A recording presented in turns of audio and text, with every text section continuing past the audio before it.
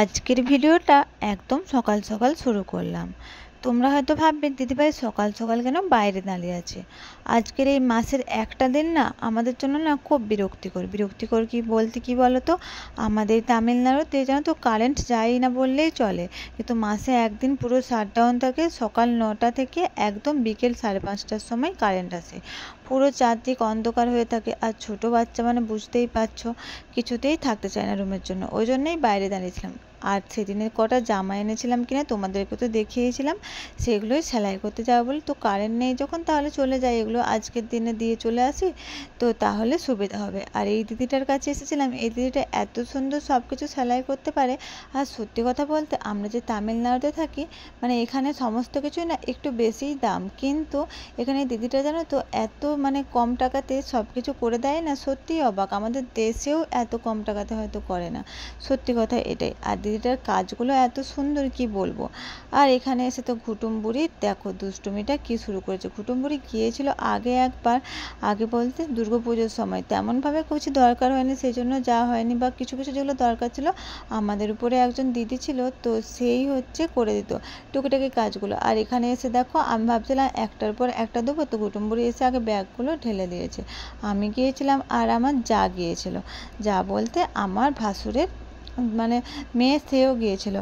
আর মানে সবাই মিলে যে সব জিনিসপত্রকে ঘুটুম বুড়ি মানে ছড়িয়ে দিয়েছে। আর এই দিদিটা দেখাচ্ছিল, মানে দিদিটার বাড়ি হচ্ছে উড়িষ্যাতে। আর আমাদেরকে বলছিল আমাদের উপরে একজন বাঙালি বৌদি আছে, তোমাদের কলকাতা থেকে আমাকে সুতির চুড়িদারের পিস এনে দিয়েছে, দেখো কত সুন্দর।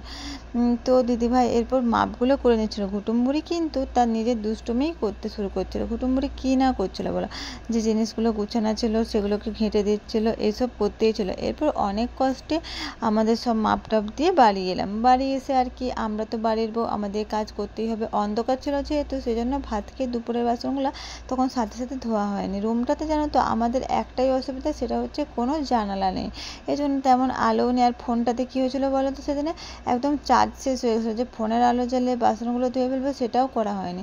যাই হোক কারেন্ট আসার পরে সব কাজগুলো একটা একটা করে করছিলাম। আর সন্ধেবেলায় আমরা বাড়ির বউ, বাঙালি বাড়ির বউ, আমাদের তো কিছু হোক বা না হোক আমাদেরকে তো সন্ধে দেখাতেই হবে, পুজো করতেই হবে।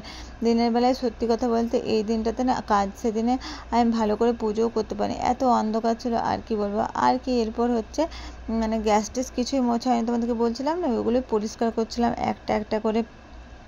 এই দিনটাতে জানো তো, যেদিন শাটডাউন থেকে কারেন্ট চলে গেলে খুব অসুবিধা হয়, বিশেষ করে ছোটো বাচ্চাদের রান্না করতে, এইসব কাজ বাজ করতে খুব অসুবিধা হয়।